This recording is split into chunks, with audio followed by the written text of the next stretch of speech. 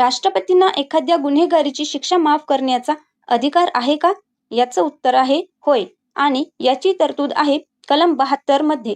नमस्कार मित्रांनो, आज आपण पाहणार आहोत भारतीय राज्यघटनेतील कलम 72. कलम 72 नुसार राष्ट्रपतींना काही विशिष्ट प्रकरणामध्ये शिक्षा माफ करण्याचा, कमी करण्याचा किंवा बदलण्याचा अधिकार आहे. हा अधिकार मुख्यतः 3 प्रकारच्या प्रकरणामध्ये वापरता येतो. पहिलं, लष्करी न्यायालयाने दिलेल्या शिक्षेच्या प्रकरणात. दुसरं, केंद्र सरकारच्या कार्यकारी अधिकारांच्या क्षेत्रातील कायद्याशी संबंधित गुन्ह्यामध्ये. आणि तिसरं, मृत्यूदंडाच्या शिक्षेच्या प्रकरणात. महत्त्वाचे, मृत्यूदंडाच्या शिक्षेच्या बाबतीत राष्ट्रपतींना शिक्षा माफ करण्याचा अधिकार आहे.